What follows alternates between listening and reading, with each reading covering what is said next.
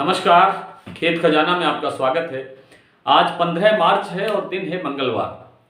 आज solvent extractors association यानी तिलहन के संदर्भ में कारोबार करने वाले लोगों की एक संस्था है जिसका नाम है SEA, सॉल्वेंट एक्सट्रैक्टर्स एसोसिएशन। उसका कहना है कि इस बार भारत के लोगों को खाद्य तेलों में अधिक महंगाई का सामना करना नहीं पड़ेगा। विस्तार से इस पर चर्चा करेंगे, कैसे वो कह रहे हैं और इसका क्या असर है, क्या इसका अर्थ क्या है। और सरसों के भाव में आज गिरावट देखने को मिली है क्योंकि प्रेशर आवकों का बढ़ने लगा है। 15 लाख बोरी से अधिक आवक होनी शुरू हो गई है। और नरमा कपास के अंदर भी आज मामूली गिरावट देखने को मिली है। बात करते हैं विस्तार से। इससे पहले आपसे निवेदन कि आप इस चैनल को सब्सक्राइब कर लीजिए और सब्सक्राइब करने के साथ साथ बेल आइकन की घंटी जरूर दबाइए ताकि सबसे पहले आपको वीडियो उपलब्ध हो। सॉल्वेंट एक्सट्रैक्टर्स एसोसिएशन क्या कहती है, उसके जो कार्यकारी निदेशक हैं श्री VB मेहता, वे कहते हैं कि इस साल खाद्य तेलों में अधिक महंगाई नहीं होगी क्योंकि अगर सूरजमुखी के तेल के अंदर कोई बाधा आ रही है या वहां से आयात नहीं हो रहा है तेल, तो भी भारत के अंदर सरसों की जो उपज है वो बहुत ज़्यादा है। सरसों की फसल बम्पर है, सोयाबीन भी हमारे पास ठीक ठाक है। तो इन दोनों के माध्यम से हम जो खाद्य तेलों की जो कमी आ रही है सूरजमुखी तेल के कारण, तो वो हम उसको पूर्ति कर लेंगे। अब ये हैरान करने वाली बात है कि इसको पूर्ति कैसे करेंगे। पहली बात तो ये है कि दक्षिण भारत में जहां सूरजमुखी का तेल खाद्य तेलों के रूप में प्रयोग किया जाता है, जैसे उत्तर भारत में और पश्चिम बंगाल में सरसों का तेल प्रयोग होता है, बिहार में भी सरसों का तेल प्रयोग होता है, वैसे उधर सूरजमुखी का तेल प्रयोग होता है। तो सूरजमुखी के तेल का विकल्प जो है वो थोड़ा बहुत अगर बनता है तो ग्राउंड नट का तेल बनता है, मूंगफली का तेल बनता है। दूसरा कोई तेल उसका विकल्प नहीं बन सकता क्योंकि उसके जो खाने का टेस्ट है वो सोयाबीन से नहीं मिलता है, वो सरसों के तेल से नहीं मिलता है। उसकी अलग स्मेल है, सरसों के तेल की अलग स्मेल है, सूरजमुखी का तेल का अलग टेस्ट है और ग्राउंड नट का जो तेल है उसका एक अलग टेस्ट है। वो उसका उससे मिलान तो हो सकता है, सूरजमुखी के तेल का मूंगफली के तेल का विकल्प बन सकता है, लेकिन अगर आप कहें कि सरसों से उसका विकल्प बना करके उसका उपयोग करेंगे, ये संभव नहीं है। ये व्यवहारिक बात नहीं है। एसोसिएशन ने कहा है तो हम मान लेते हैं कि आप इसकी पूर्ति कर लेंगे, लेकिन संभव नहीं है। संभव तभी हो सकता है जब सरकार 2 कदम जरूर उठाए। पहला कदम ये उठाए कि सरकार तिलहन की बिजाई बढ़ाने में, सरसों की बिजाई बढ़ाने में, दूसरे जो तिलहन है, सोयाबीन है, सूरजमुखी है और दूसरे तेल हैं, उनकी बिजाई बढ़ाने में, उनका रकबा बढ़ाने में सरकार किसानों की मदद करे, उनको ऊंचे भाव दे। ऊंचे भाव देंगे तो किसान जो है अपने आप तिलहन की फसल की तरफ आकर्षित होंगे। दूसरी बात, इस सीजन के अंदर सरकार को जो सरसों की है कुछ खरीद करके रखनी चाहिए ताकि जब दिवाली का सीजन आएगा तब पीक आवर्स पे होंगी खाने के तेलों के भाव, उस वक्त उस महंगाई को कंट्रोल किया जा सके।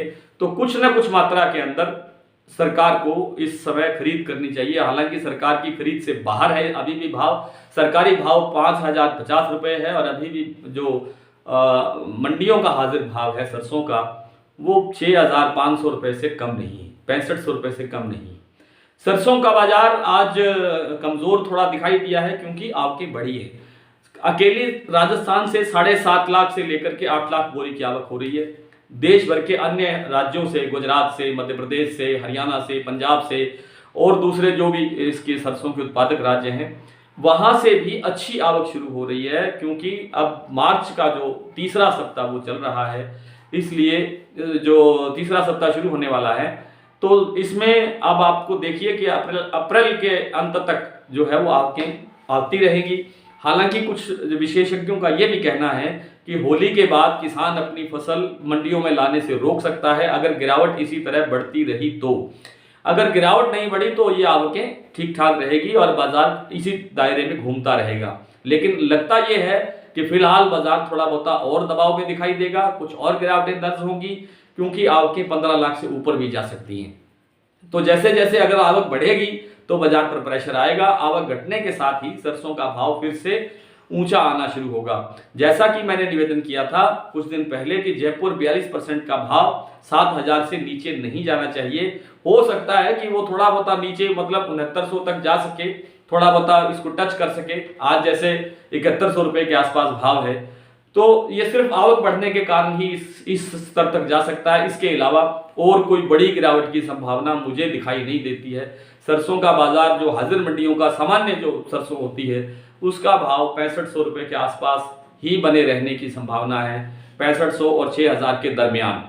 क्योंकि जो एमएसपी है, एमएसपी बहुत पीछे है, 5050 है। 5050 तक सरसों वापस जाने का कोई संभावना नहीं है, कोई उम्मीद नजर नहीं आती है। बात कर लेते हैं कॉटन की। कॉटन में थोड़ी सी आज गिरावट हुई है, 100-200 रुपए की गिरावट हुई है हमारे उत्तर भारत के अंदर, पंजाब, हरियाणा, राजस्थान के अंदर। लेकिन जो दक्षिण का मामला है, जैसे आपका कर्नाटक है, तेलंगाना है, उड़ीसा है और आपका महाराष्ट्र है या आपका गुजरात है, यहाँ पर अभी गिरावट नहीं है और यहाँ पर अभी बहुत बड़ी बढ़त भी नहीं है। विशेष रूप से जो मैं बिनौला की अगर बात करूं तो बिनौला के अंदर आज फिर मध्य भारत में, क्षमा करें, उड़ीसा के अंदर 200 रुपए का भाव बढ़ा है, महाराष्ट्र के अंदर भी 150 रुपए का भाव बढ़ा है, उत्तर भारत के अंदर कोई 150 रुपए की गिरावट दर्ज हुई है। तो कॉटन में या कॉटन कॉम्प्लेक्स में निकट भविष्य के अंदर मंदे की संभावना नहीं है, क्रॉप नहीं है, कारोबार शुरू नहीं हो रहे हैं प्रॉपर ढंग से, मिलें बहुत कम चल रही हैं और चल रही हैं तो बहुत कम दिन, सप्ताह में 1 दिन 2 दिन ही काम कर पा रही हैं, क्योंकि उनके पास कच्चा माल उपलब्ध नहीं है। इसलिए कॉटन में अभी मंदा आने की कोई संभावना नहीं है। अब 2-3 दिन आगे त्योहार के हैं, होली का पर्व आ रहा है, तो आवकें कमजोर हो सकती हैं। आवकें कमजोर होने के बाद थोड़ा बहुत भाव में सुधार देखने को मिल सकता है। इसके बाद मतलब मंदे की कोई उम्मीद नहीं है, इसके बाद भाव ने तेज ही होना है, मुझे ऐसा लगता है। ये थी आज के नरमा, कपास और सरसों की विवेचना। और इसके बाद कुछ मंडियों के भाव देखते हैं। आज भरतपुर का भाव कल से करीब 50-55 रुपए कमजोर है, 6595 रुपए, आप इसे 6600 रुपए कह सकते हैं। जयपुर 7100 रुपए, दिल्ली 7000 रुपए, सलोनी का भाव 7400 से लेकर के 7500, कोटा का भाव है 7400 रुपए और शमशाबाद का भाव है 7500 रुपए।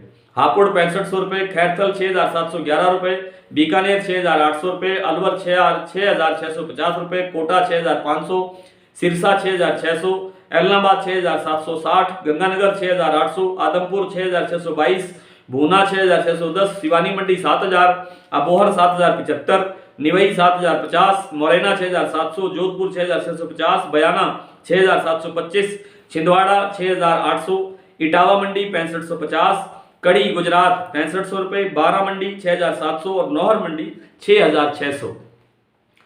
बात करते हैं नरमा के भाव की। नरमा आज सिरसा में बिका है 10,200 रुपए, एलनाबाद में 10,170 रुपए, गंगानगर 10,345, अबोहर मंडी 10,235, मोड़ मंडी 10,000, आदमपुर 9,600, संगरिया 10,373, पदमपुर 10,570, रावतसर 10,133, अबोहर मंडी 10,235, कालावाली 9,900, बरवाड़ा में 9,747 और सिवानी मंडी में 9,300 रुपए।